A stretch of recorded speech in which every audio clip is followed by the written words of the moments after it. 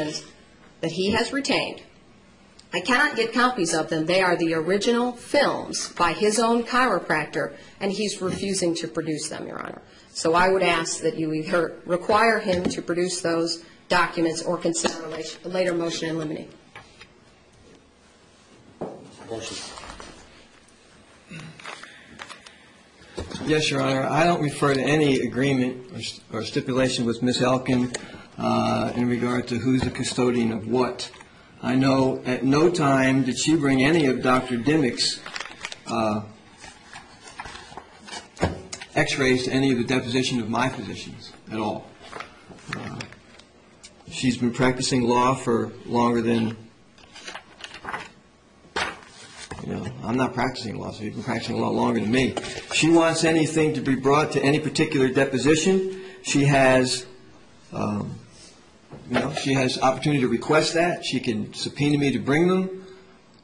I don't have a problem with that. Well, I think as I understand, she's saying these were made exhibits to a deposition, and she wants access to those exhibits. I'm not certain that, I believe it's Dr. Jackson's x-rays that you want. Correct. I'm not certain that they were they might have been looked at a deposition, but I don't know that any of them were marked for certain. Nevertheless, I don't know the purpose in doing that. What's she going to do with the x-rays? I mean, Dr. Dimmick was deposed last week. He made a statement about... Probably going to try and say they show that you're not hurt. Well, but he's already said that in his deposition. So I don't know what the purpose in producing them and changing the custody from me to her. Now, I have to state a purpose, Your Honor. I need access to those exhibits. Well, frankly, you're going to use them to try and show you're hurt. She's going to try and attack it. She's going to say it doesn't show any problems. You're going to say they do, or your expert is. But you all do need to let these x-rays be able to be shown between each other. Is Special Master Nichols here today? I'm not sure. Okay. Why don't you all have a seat for a minute to see if Special Master Nichols is here. I've got these other lawyers waiting, these other matters. I do want you to work it out, but I want you to be able to get access to any deposition exhibits that she may have retained. If you need to see something, it'd be made available to you. And the same thing goes for her. And particularly in an issue like this, where we're talking about medical treatment, I want both of you all to have access to these x-rays. I'm not trying to withhold it. I would like to know the purpose of it. Well, they don't have to give you a purpose, just like you don't have to tell them your purpose of seeing it. But you do have to take care of it. Now, that's another thing. I didn't know if you had some concern it was going to be destroyed or something like that. Well, if there's...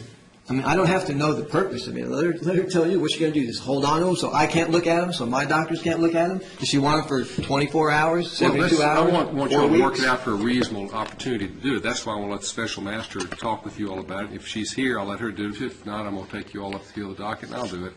And we'll just set some guidelines, because you're exactly right. It's not just indeterminate where you turn it over and you never get it back, because you need to have them, too. So we'll work it out. You all just have a seat for a minute. We'll get to you in a moment. Ms. Elkins, you prepare the other word, please. Okay? Thank you.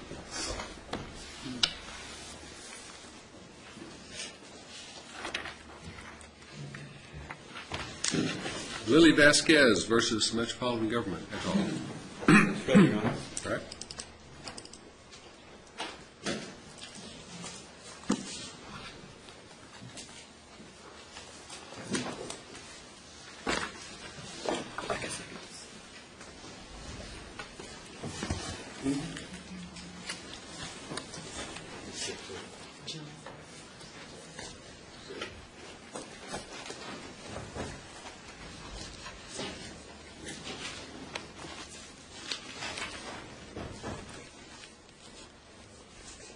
It was marked ready. Nobody was here.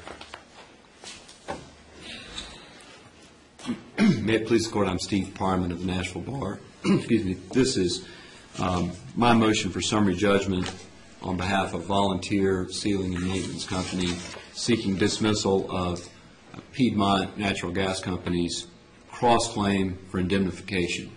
Mr. Fisher has filed a cross-motion on behalf of Piedmont seeking judgment on the indemnity claim, basically for attorney's fees incurred in the defense of the underlying case.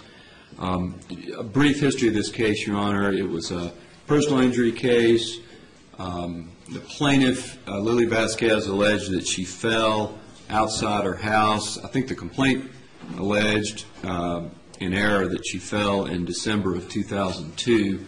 If it's pertinent to anything, I think we're in agreement that date was in error, and that if it happened at all, it had to have happened in 2001. But in any event, what the plaintiff alleged was that Piedmont, the gas company, and Volunteer were negligent in creating a hazardous condition out in front of her house with some repair work and some paving that was done there. She charged specifically that she had notified Piedmont that there was a hazardous condition and that they had failed to do anything about it.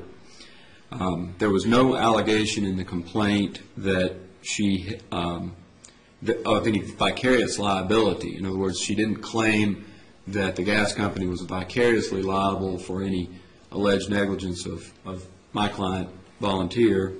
And Piedmont, in its answer, pled the comparative fault of Volunteer. The plaintiff also sued the Metro government in the underlying tort case. Mr. Fisher did a great job, ultimately obtained an admission of the plaintiff that she had fallen basically because her leg gave out, as opposed to because of some alleged hazardous condition. And the court granted summary judgment to all three defendants on the underlying tort claim on that basis. I believe the only remaining claim, the only claim still pending, is Piedmont's claim for contractual indemnification, and specifically they're seeking, as I said, the attorney's fees incurred in the defense of Ms. Vasquez's claim. We don't dispute the fees or their reasonableness. Our position is simply that, as a matter of law, Piedmont is not entitled to indemnification for claims that Piedmont was negligent. We quoted, Your Honor, in our statement of undisputed material facts, the pertinent language from the contract between Piedmont and Volunteer.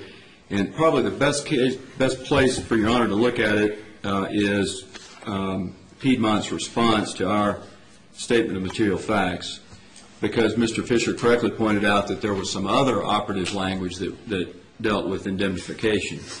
It's item number 4 in the Volunteer statement of material facts.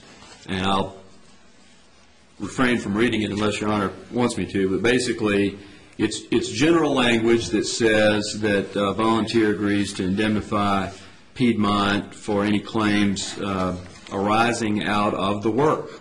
That's the kind of language. And again, Your Honor can look at the specifics of it.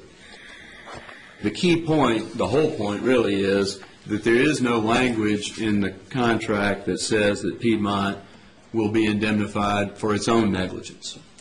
And we have cited to the court, in support of our motion, a number of cases, and there are really, we cited some representative cases, there are a lot of them, that say that it's well settled Tennessee law that in order to be indemnified for one's own negligence, the contract must say that you're entitled to be indemnified for your own negligence in clear and unambiguous language, and general language is not adequate.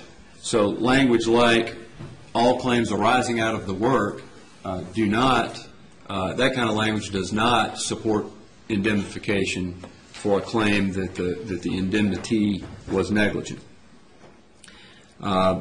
Piedmont's response, and they filed a response and incorporated that into their own motion for summary judgment.